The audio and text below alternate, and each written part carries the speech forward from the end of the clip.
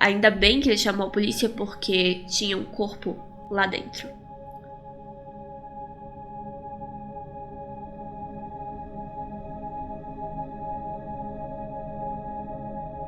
Bom dia, pessoal! Meu nome é Nathalie e bem-vindos a mais um vídeo de Caso Criminal. No vídeo de hoje a gente vai falar sobre a Sheila e a Heather Mack. Como sempre, antes de começar eu vou pedir para você se inscrever no canal, deixar o like, deixar o comentário. E a gente vai falar sobre os gatilhos do vídeo de hoje, bem importante. A gente vai falar sobre embolia pulmonar, aborto, espancamento, asfixia, adoção e também paralisia.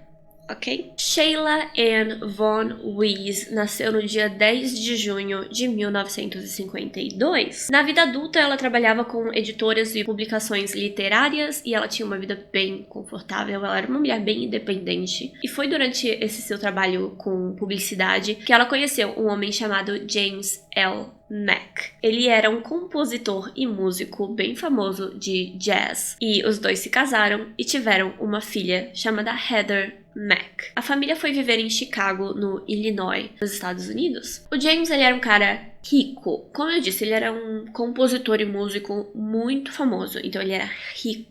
Ele também era 23 anos mais velho do que a Sheila, e ele tinha filhos de 2 relacionamentos prévios, pelo que eu pude ler sobre. Outra coisa que eu encontrei é que esses filhos tinham muitos problemas com a Sheila, depois que ela se casou com o James. Ela não gostava desses filhos de outros casamentos, e muitas vezes, aparentemente, eles tiveram que chamar a polícia ou pedir por ajuda de advogados, entrar na justiça para conseguir entrar em contato com o pai biológico deles, porque a Sheila não permitia que o James visse seus filhos de outros relacionamentos. Agora a Heather, a filha biológica dos dois, ela também não gostava disso. Ela era incrivelmente apegada ao pai. Pelo que eu entendi, ele era um cara muito carinhoso com todos os filhos, e todos os filhos gostavam muito dele. Se tinha uma coisa que ele gostava de fazer, era levar a família toda pra viajar. Sendo um cara muito rico, ele tinha dinheiro pra fazer isso várias vezes ao ano. Ele adorava viajar. E em 2001, por exemplo, a família fez uma viagem pro Caribe. Foi ótimo.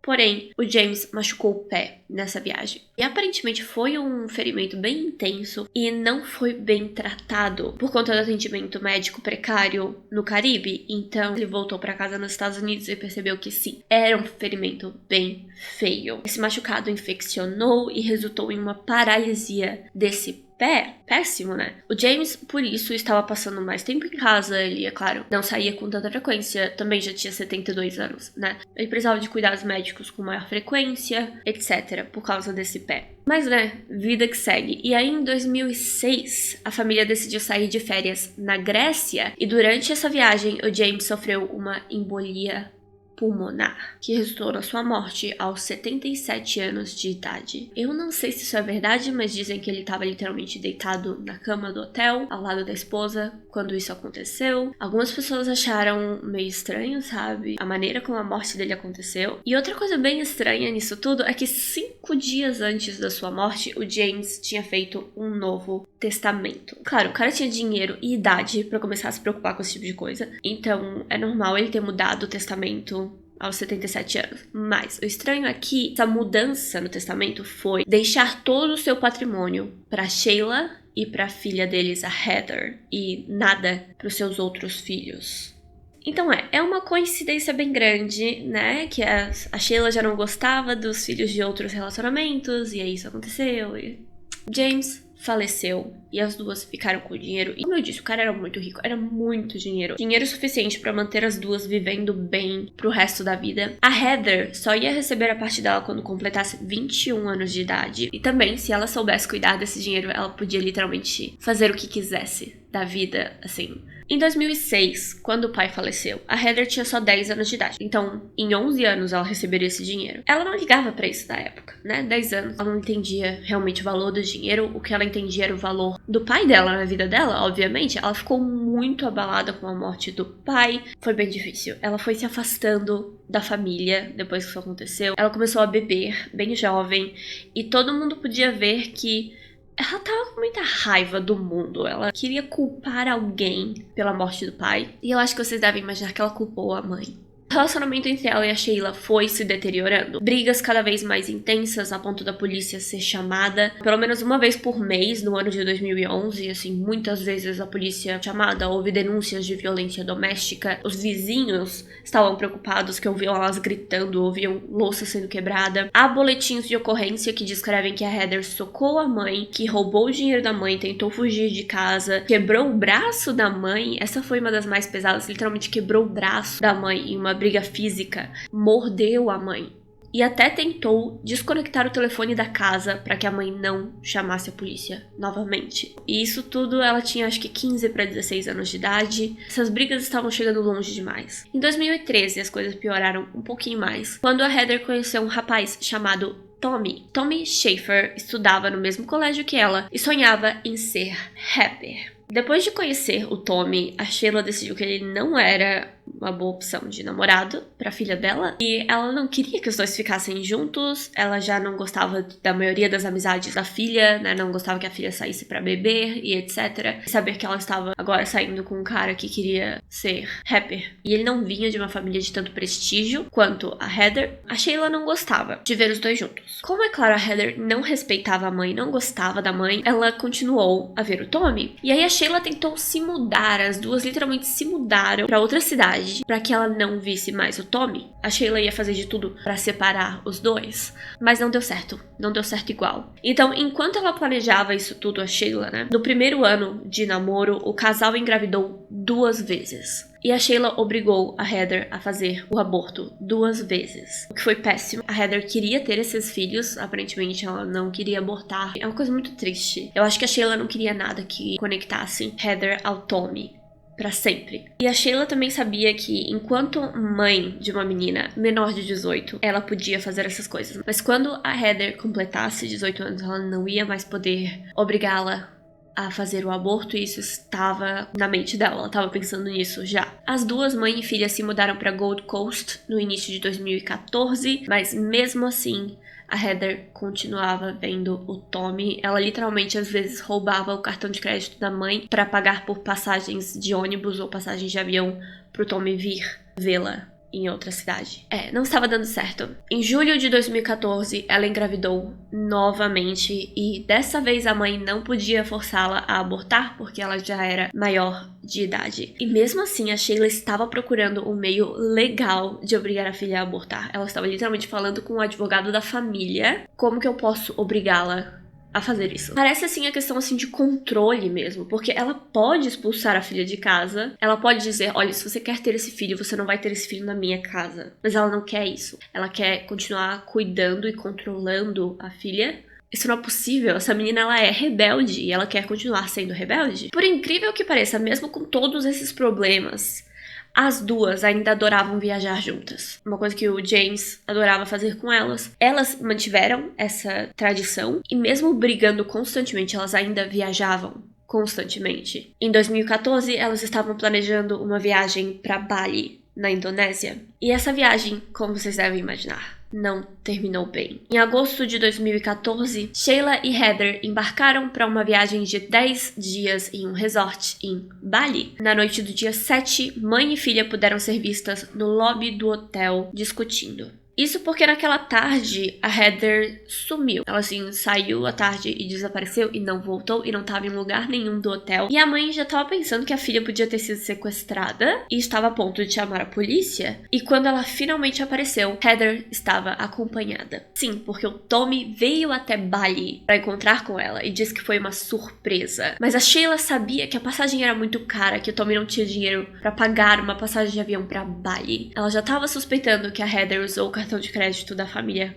pra pagar por essa passagem de avião. Então as duas tiveram uma discussão bem grande, várias acusações foram feitas e o Tommy tava ali assim meio... Então as duas foram pro quarto e o Tommy foi pra outro quarto que também provavelmente foi pago com o dinheiro da Sheila. E aí no dia seguinte, a Sheila estava morta. Câmeras de segurança captaram o Tommy e a Heather perambulando pelos corredores do hotel naquela madrugada. Na manhã do dia 8 de agosto, um casal chamou um taxista. Levaram uma mala de viagem e colocaram no porta-mala e pediram que ele esperasse, porque eles iam pegar mais bagagens. Eles deixaram a mala e foram embora. E o taxista ficou lá esperando, né? Tipo, tá, vocês têm mais bagagem, beleza. Ele esperou mais de meia hora e o casal não voltou. Então, o taxista deu uma olhada na mala e falou, tem alguma coisa errada, eu vou chamar a polícia. Ainda bem que ele chamou a polícia porque tinha um corpo lá dentro. Ele descreveu o casal e todos os hóspedes foram chamados, mas eles não estavam lá. Heather e Tommy foram reconhecidos pelo recepcionista que viu os dois discutindo com a Sheila na noite anterior e eles não estavam mais no hotel, mas o recepcionista sabia que o taxista estava falando deles. O quarto onde a Sheila e a Heather estavam hospedadas foi checado e estava uma bagunça. Uma cena terrível. Tinha sangue toda a cama, tinha vidro quebrado no chão. Sheila Von Wismach foi espancada até a morte. Após analisar a cena do crime, acredita-se que a causa da morte foi uma pancada no nariz com uma fruteira de vidro. A necrópsia concluiu que ela foi asfixiada pelo ferimento no rosto, tinha muito sangue no nariz e ela simplesmente não conseguia respirar. Mas quem a atacou continuou espancando até ter certeza de que ela estava morta. Após buscas no quarto do hotel, eles também encontraram o passaporte da Heather, o que foi muito bom pra polícia, né? Porque sem passaporte ela não tinha como sair do país. E agora também eles tinham todas as informações dela, né? A identidade dela no geral, pra considerá-la procurada. O casal foi encontrado no fim daquele mesmo dia. Heather e Tommy foram presos e o caso se tornou notícia no mundo todo. Na verdade, com o tempo, ela ficou com status de celebridade na Indonésia e foi bem estranho. Os dois disseram pra polícia que uma gangue invadiu o quarto do hotel, atacou a Sheila e o sequestrou. Mas é claro que ninguém acreditou nisso, eles não tinham nenhuma prova de que foi uma gangue que sequestrou os dois simplesmente deixaram a mala no táxi e fugiram. No dia 13 de agosto, o casal foi indiciado por assassinato. Como a Heather estava grávida, havia alguns procedimentos a mais pra fazer, né? E mesmo assim os dois foram pra prisão e agora eles estavam insistindo de que foi um acidente, de que a Sheila começou uma briga e o Tommy jogou a fruteira na cabeça dela ou alguma coisa assim e ela morreu. Mas isso também não é verdade. Sendo esse um caso internacional, o FBI foi contatado. Os telefones dos dois foram analisados e mostrava todo o planejamento do crime desde antes das duas, mãe e filha, embarcarem para a Indonésia. Eles falaram sobre empurrá-la da sacada do hotel, fazê-la cair em uma praia com muitas pedras, várias coisas assim. Eles falaram em fazer parecer um acidente a morte dela. Então, eles já estavam pensando nisso há bastante tempo. Eles estavam de saco cheio da Sheila, né, tentando controlar a vida do casal e eles queriam literalmente conseguir o dinheiro dela, como vocês devem imaginar. Queriam a herança, o dinheiro e fugir juntos. E eles não podiam esperar mais 2 anos pela independência da Heather. Eles tinham que fazer isso agora. Mas agora que ela literalmente assassinou a mãe, a Heather não tinha mais direito a esse dinheiro. Um primo do Tommy também foi incriminado nessas mensagens. Ele aconselhou os dois a colocar o corpo na mala e abandonar no táxi. Por isso, ele foi preso em Chicago e foi sentenciado a 9 anos de prisão em 2017. Isso é tudo que eu vou falar sobre ele. Ele literalmente participou do crime. No dia 19 de setembro de 2014, Tommy confessou que matou a Sheila. Ele foi até o quarto do hotel no meio da noite, se escondeu no banheiro e atacou a Sheila com a fruteira de vidro depois que ela dormiu. Então ele literalmente esperou ela dormir, foi com a fruteira e bateu com a fruteira no rosto dela. Heather confessou que ajudou o namorado a colocar o corpo dentro da mala e o motivo dado pelos dois, além do dinheiro, né, foram as ameaças de aborto do seu terceiro filho em potencial. O casal não queria abortar, mas a Heather, isso é uma coisa muito ruim, é um tipo de violência bem específico. Obrigar uma mulher a abortar é uma coisa bem forte. É tão violento quanto obrigar uma mulher a ter um filho, é obrigar uma mulher a abortar. A Heather não queria mais fazer abortos e a Sheila ia obrigá-la a fazer mais um aborto. E foi o principal motivo que eles deram pra polícia pra querer matar a Sheila. Essa é uma daquelas histórias em que os dois lados são ruins. Dois lados estão sofrendo de algum jeito. Um lado tem mais controle da situação do que o outro. Tudo que a Heather podia fazer era se rebelar contra a mãe. Ela literalmente batia na mãe. Ela se sentia presa com a mãe. A mãe a obrigava a fazer esse tipo de coisa, a abortar. E ela não aguentava esperar mais 2 anos pra ser livre. E aí temos a Sheila. A Sheila, essa mulher que queria controlar a vida da filha. Sim, ela era uma vítima da violência da filha também. A filha batia nela e no final foi ela quem morreu, então ela é a vítima da história, né? A Sheila. Mas ela também não era a mãe do ano. No dia 14 de janeiro de 2015, o casal descobriu que, mesmo confessando, eles poderiam receber a sentença de pena de morte perante a lei da Indonésia. Na Indonésia, qualquer caso de assassinato é dada a opção da pena de morte, mas isso não aconteceu. Stella, a filha do casal, nasceu mais tarde naquele ano e ela pôde viver com a mãe na prisão durante os 2 primeiros anos de vida e depois ela foi adotada por uma família local. A Heather conseguiu o direito de receber visitas da filha de vez em quando, era o que era possível ali naquele momento. Nesse meio tempo, também, depois de dar à luz, a Heather publicou um vídeo no YouTube e foi bem estranho. Ninguém sabe como ela teve acesso, assim, publicou um vídeo no YouTube. Okay, so this is a video that I need to make. A lot of the times, since I've been a kid, I've heard the truth sets you free, the truth sets you free, and I never understood, but I'm Heather Mack, and I want to be set free. I don't want to live in a lie anymore. When I was 10, my mother killed my father in a hotel in Athens, Greece. 2 weeks before I came to Bali, I found out that she killed my father. And I made it up in my heart, in my mind, my soul, in my blood, in the oxygen running through my body, that I wanted to kill my mother. First, I asked Tommy Schaefer to help me find somebody to kill my mom for $50,000. And he said no. After that, I got this whole new savage idea in my head that I wanted to kill her in a hotel room because she had killed my father in a hotel room. We were going to Bali, so I began to plot. So I came to Bali and I told Tommy that he was going to come here for a vacation. I trapped him here. And that is what I regret. I don't regret killing my mother. I killed her myself. And I'm sorry, Tommy Schaefer. I'm sorry. I love you. I really love you, and if I could go back, and I'm sorry that everyone who ever knew you now thinks you're a murderer when you're not. I'm sorry you won't be able to get a job. I'm sorry everybody thinks that you're some crazy killer. Em abril de 2015, Heather foi sentenciada a 10 anos de prisão e Tommy foi sentenciado a 18 anos de prisão na Indonésia. Eles não poderiam deixar o país até o fim da sua pena. It's not the verdict today, is it? Yeah, but what sentence are you requesting? Okay. Less. I'm innocent. O juiz declarou que deu uma pena menor para Heather, não porque ela não matou a mãe, mas por causa da sua filha. Ele queria que a filha tivesse a chance de conhecê-la.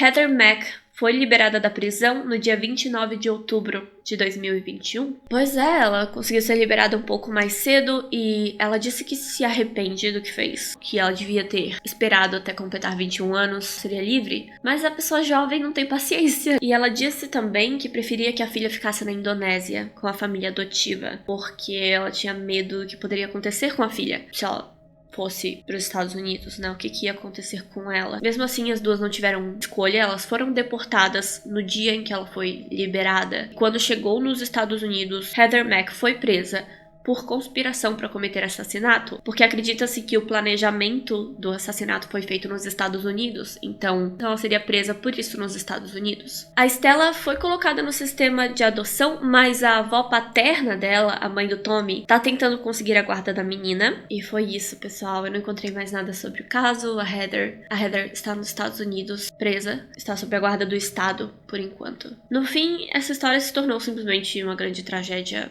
pra bebê. A Stella não tem culpa de nada disso e agora ela tá tendo que passar pelo sistema de adoção pela segunda vez, agora em outro país. Ela tá tendo que se adaptar novamente a um novo país. Eu espero que a avó, a mãe do Tommy, consiga ficar com ela, né? Pelo menos alguém com quem ela tem algum laço familiar. Triste.